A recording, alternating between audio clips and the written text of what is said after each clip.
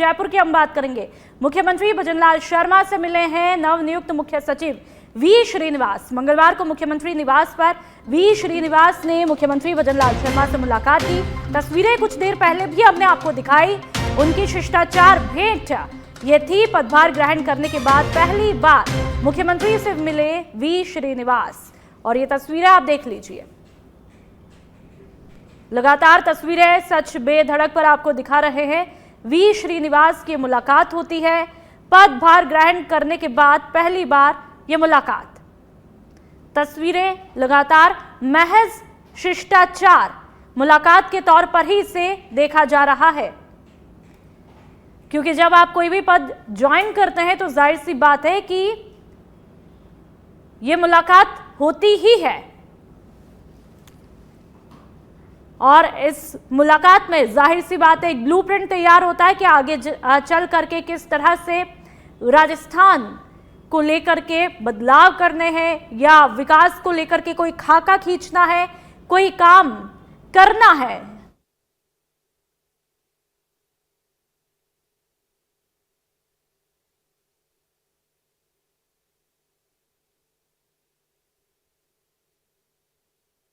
मुख्यमंत्री भजनलाल शर्मा से यह शिष्टाचार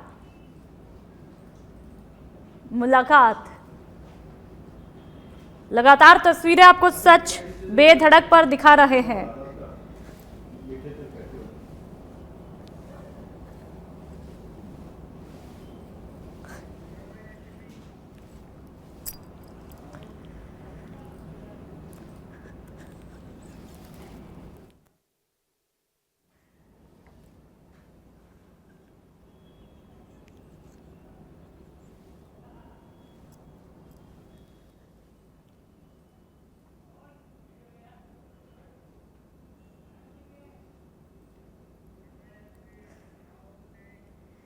मुख्यमंत्री भजनलाल शर्मा मुख्यमंत्री निवास पर है और सुबह 10 बजे से ही आगंतुकों से मुलाकात कर रहे हैं। विधायक हो, जनप्रतिनिधि और अन्य गणमान्य व्यक्तियों से मुलाकात की। डिप्टी सीएम दिया कुमारी ने मुख्यमंत्री भजनलाल शर्मा से मुलाकात की है। घूमर महोत्सव 2025 का निमंत्रण दिया। साथ ही विधायक जसवंत यादव, चंद्रभान सिंह प्रतापपुरी, पूर्व सांसद स्वामी सुमेधानंद ने मुख्यमंत्री से शिष्टाचार भेंट की है।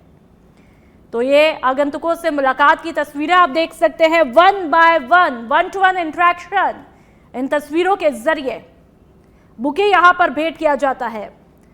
डिप्टी सीएम दिया कुमारी ने निमंत्रण दिया है घूमर फेस्टिवल को लेकर के। आपको बता दें कि पहले भी आपको दिखाया, न्यूज बताए कि एक साथ राजस्थान के तमाम जितने भी संभाग है, तकरीबन 7 संभाग में एक साथ इस बार घूमर फेस्टिवल 2025 सेलिब्रेशन की तस्वीरें आपको एक ही फ्रेम में एक साथ दिखाई देंगी। घूमर जो कि राजस्थान का कहीं ना कहीं एक गर्व भी है और ऐसे में इस बार एक नई अनूठी पहल घूमर महोत्सव को लेकर के एक साथ सेलिब्रेशन होगा 7 संभाग में। चाहे हम जयपुर की बात करें, जोधपुर की बात करें या फिर उदयपुर की बात करें, कोटा की बात करें, अजमेर, तमाम संभागों में एक साथ सेलिब्रेशन होना है।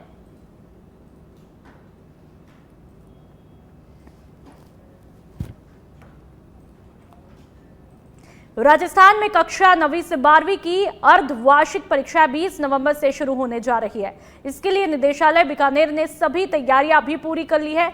परीक्षा के लिए सभी जिला मुख्यालयों पर प्रश्न पत्र पहुंचाए गए, जिन्हें संबंधित प्रधानाचार्यों को वितरित किया जा रहा है। जयपुर में 97,337 परीक्षा केंद्रों के लिए प्रश्न पत्र Mahatma Gandhi English medium school Malviya Nagar से संयुक्त निदेशक मंजू शर्मा की देखरेख में रवाना किए गए।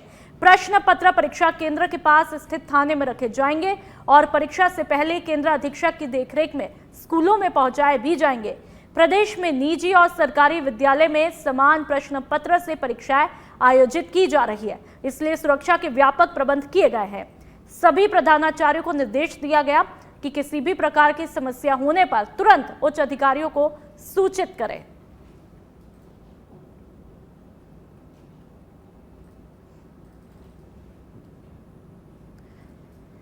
तो परीक्षा केंद्रों के लिए रवाना ये तमाम प्रश्न पत्र और पूरी तैयारियां यहां पर की गई है।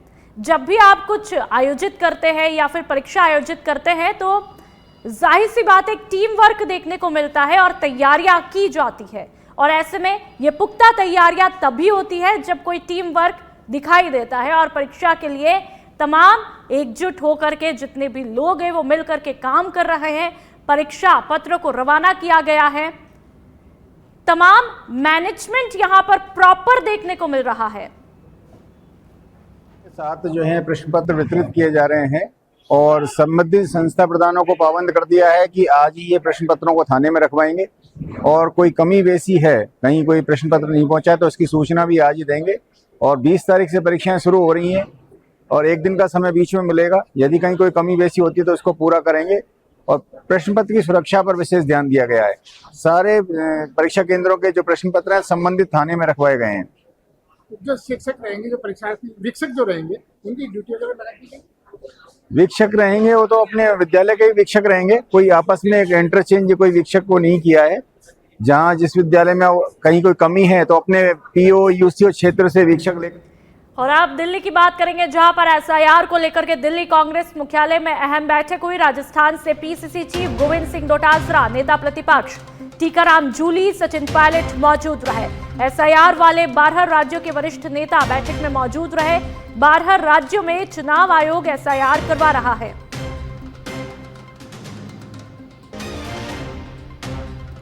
तो एसआईआर को लेकर के तमाम तैयारियां, 12 राज्यों के वरिष्ठ नेता बैठक में मौजूद रहे। बैठक यहां पर ली जाती है 1 बाय 1। यहां पर इन तस्वीरों से पहले इंटरेक्शन किया जाता है। राहुल गांधी, मल्लिकार्जुन खड़गे, तमाम कांग्रेस के दिग्गज इस बैठक में मौजूद है। कांग्रेस मुख्यालय दिल्ली में, यानी कि एआईसीसी के दफ्तर में शायद ये बैठक हुई है, और आपने देखा कि इसमें पवन खेड़ा भी मौजूद रहे। तो तमाम कांग्रेस के जितने बड़े बड़े दिग्गज हैं वो इस बैठक का हिस्सा बनते हैं। एसआईआर को लेकर के पूरा एक तरह से ब्लूप्रिंट, आगे क्या होना है उस पर चर्चा की जा रही है। कांग्रेस मुख्यालय में यह बैठक होती है। तस्वीरें सीधा देश की राजधानी दिल्ली से।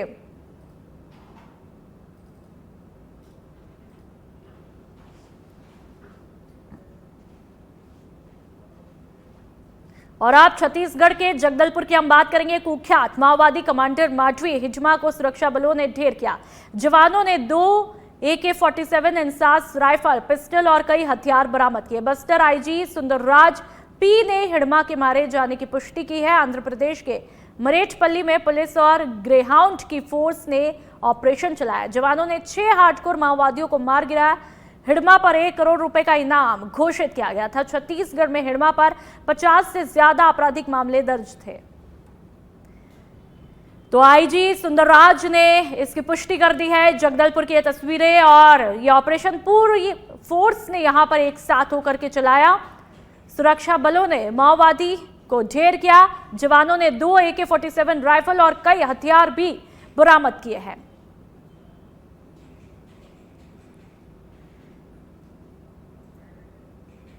छत्तीसगढ़ के सुकमा और कोंटा जिले से लगा हुआ जो क्षेत्र है आंध्र प्रदेश का, ESR कहते हैं, एल्लोरी सीताराम जिला है।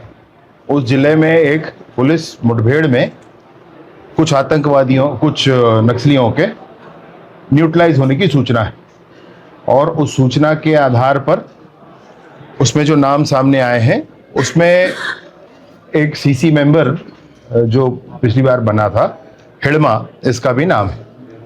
तो ये जो उसमें उसकी पत्नी और 4 उसके और साथी, ऐसे सारे लोगों का नाम है।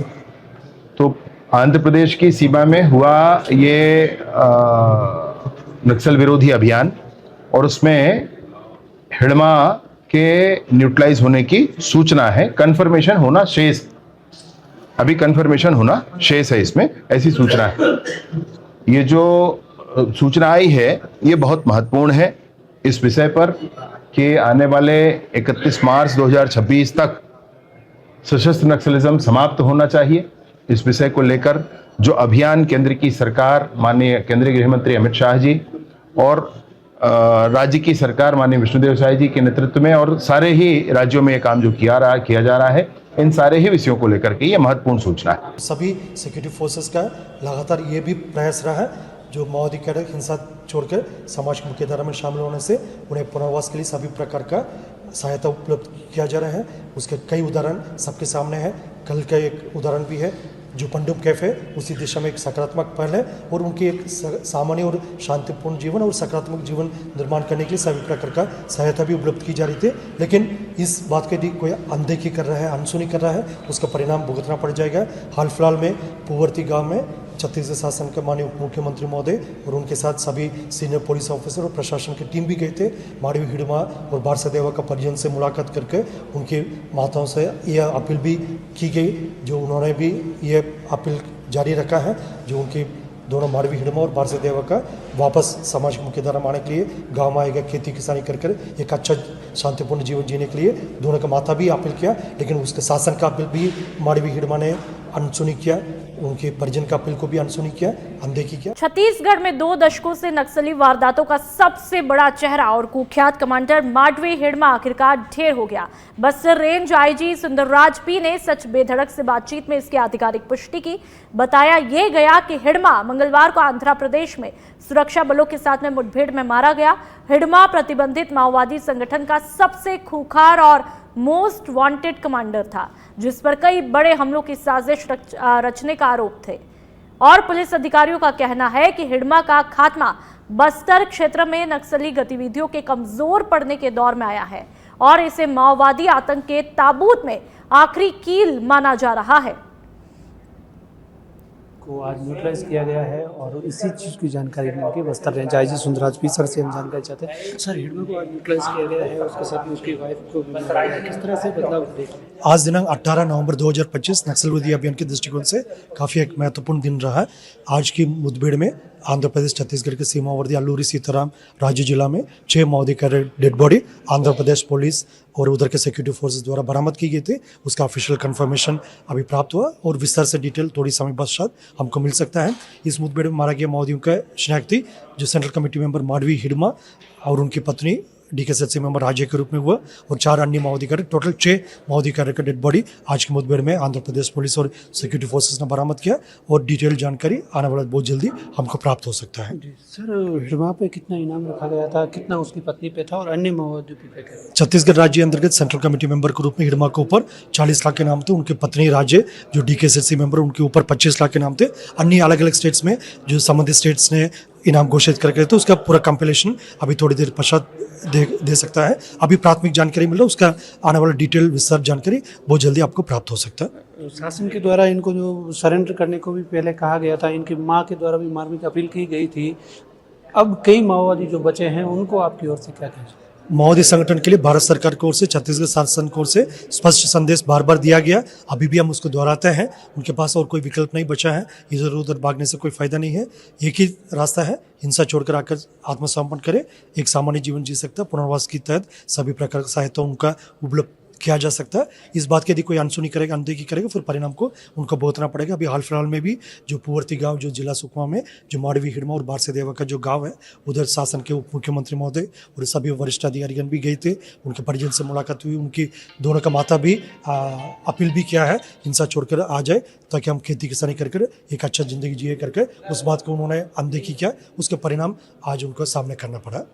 ठीक है सर, ये थे Bastar range IG Sundarraj P. इन्होंने बताया कि माडवी हिडमा को मारा गया है, न्यूट्रलाइज किया गया है, साथ ही में 6 अन्य माओवादियों को न्यूट्रलाइज किया गया है। सबसे बड़ी बात है कि बस्तर में एक बदलाव की लहर चल रही है। कैमरामैन दीनू के साथ आरव सिंह राजपूत, सच बेदरक, जगदलपुर, बस्तर। और आप छत्तीसगढ़ के जगदलपुर से बड़ी खबर, जहां पर हिडमा के मरने के बाद एक और नक्सली देवजी गिरफ्तार हुआ है। नक्सलियों की कमान संभालने वाला टॉप कमांडर देवजी गिरफ्तार हुआ है। 9 टीम मेंबर और 22 अन्य नक्सलियों के साथ में आंध्र प्रदेश पुलिस ने धर दबोचा। फिलहाल इस मामले में अभी आधिकारिक कोई पुष्टि नहीं हुई है। तो तस्वीरें आप देख सकते हैं, आंध्र प्रदेश पुलिस ने नक्सलियों को धर दबोचा। इस मामले में अभी आधिकारिक पुष्टि नहीं की गई है। हिडमा के मरने के बाद नक्सली देव भी गिरफ्तार हुआ है। और आप झुंझुनू के चिड़ावा की हम बात करेंगे। उप जिला अस्पताल चुनावा का स्टाफ पहुंचा है थाने, कथित असामाजिक तत्वों पर कार्रवाई की मांग कर रहा है। एफआईआर दर्ज नहीं की तो कल से आंदोलन की चेतावनी। डॉक्टर्स और स्टाफ ने कार्य बहिष्कार करने की चेतावनी दी है और कहा कि आए दिन पत्रकार के नाम पर घूस ले रहे हैं असामाजिक तत्व। पहले 2 और अब एक और युवक के खिलाफ शिकायत की। आधी रात को महिला वार्ड में घुसने का आरोप लगाया।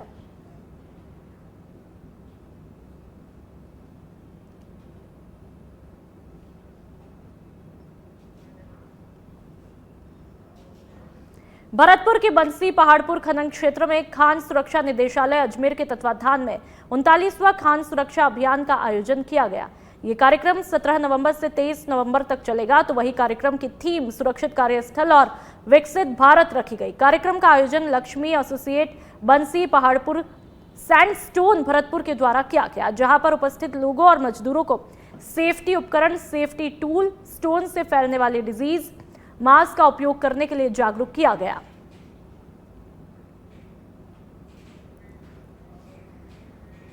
फलसूंड के राजकीय बालिका उच्च माध्यमिक विद्यालय में विद्यार्थियों को फोटो युक्त पहचान पत्र वितरित किए गए। यह कार्यक्रम पीईओ हरिराम सुथार के नेतृत्व में आयोजित किया गया। हरिराम सुथार ने बताया कि सरकारी विद्यालय में पढ़ने वाले विद्यार्थियों को निजी विद्यालय में पढ़ने वाले बच्चों की तरह महसूस कराने के लिए पहल की गई है। इस पहल से न केवल विद्यालय में अनुशासन और एकरूपता बढ़ेगी, बल्कि विद्यार्थियों के व्यक्तित्व विकास में भी मदद होगी। इस मौके पर विद्यालय में अध्ययनरत 250 विद्यार्थियों को पहचान पत्र वितरित किए गए। बच्चों ने अपने फोटो और जानकारी देखकर खुशी भी जताई। कार्यक्रम में कार्यवाहक संस्था प्रधान फूसा राम जलानी, शिक्षिका सुमित्रा चौधरी सहित अन्य शिक्षक और अधिकारी मौजूद रहे। और अब खातेगांव की हम बात करेंगे। इंदौर बुधनी रेल परियोजना में भूमि अधिग्रहण को लेकर के प्रभावित किसानों ने अनुविभागीय अधिकारी को ज्ञापन सौंपा। किसानों ने साई मंदिर से एसडीएम कार्यालय तक रैली निकाली और नारेबाजी करते हुए अपनी मांगों को स्पष्ट रखा। उनका आरोप है कि अधिग्रहित भूमि के लिए उचित मुआवजा नहीं दिया जा रहा है और भूमि अधिग्रहण प्रक्रिया में कई अनियमितताएं भी सामने आई है। नगर में जो गाइडलाइन से पैसा दिया रहा है वो गलत है और शहरी क्षेत्र से लगा हुआ उसमें शहरी क्षेत्र वार्ड नंबर 10-11 मुझसे लगी हुई ज़मीन को, जो कि 2-3 वेयर हाउस के बीच में हमारी बेड़ी रोड सन्नोद रीची मार्ग से लगी हुई है, जिन्होंने करोड़ों रुपया झूठे टीन टप्पर ठोक के लिए हैं और हम गरीब किसानों की हमारी ज़मीन जो हमारे को कौड़ी के दाम छीनी गई और प्रशासन ने ध्यान देना चाहिए, इस विसंगति को दूर की जाए। जैसे आपने बताया कि वेयर हाउस नहीं थे वास्तविक में नहीं थे उनको, उसमें कितना इन लोगों को मुआवजा मिला और ऐसे कौन लोग हैं? क्या वो किसान हैं या व्यापारी हैं या कोई और प्रबुद्ध वर्ग लोग हैं? कौन है? वो प्रबुद्ध जन हैं जिन्होंने जो बाहर से आके भी वेयर हाउस बनाया गया है और कुछ ऐसे सेठ लोग हैं जिन्होंने 2-3 जगह वेयर हाउस का निर्माण किया गया है विधानसभा अन्नोद खातेगांव में। और इस तरह की विसंगतियां बहुत है। जो हमारे नगर खातेगांव में जो मुआवजा दिया है वो कौड़ी के दाम दिया है। आप लोगों को क्या रेट से मुआवजा मिला और उन वेयर हाउस वालों को क्या रेट से मुआवजा? देखिए, ये जो हमको किसान को हमारी गाइडलाइन 8 लाख के दर से हमें मुआवजा दिया गया है, उसका डबल किया गया है और उन लोगों को तो करोड़ों में दिया गया है। जो टीन शेड बनाया गया उसका कोई लेखा जोखा सरकार या किसी के पास नहीं है कि जिन्होंने माल गोदाम या कहीं माल भरा हो, सब खाली पड़े रहे। वे केवल 3 मात्र ठोकी है उन पे और मुआवजा करोड़ों रुपए की ऊपर तक सेटिंग करके लिया। मेरे खेत के जस्ट सामने जो कन्नौज के जो दलाल लोग हैं उन्होंने ज़मीन खरीदी, 3 सेट लगाया, उनको मुआवजा मिला 7 से 8 करोड़ रुपये। उनके खाते में आ गया क्या? उनके खाते में आ गया। और मेरी जो ज़मीन है मेरे को मिला 1 एकड़ 76 डिसमिल का 32 लाख रुपये।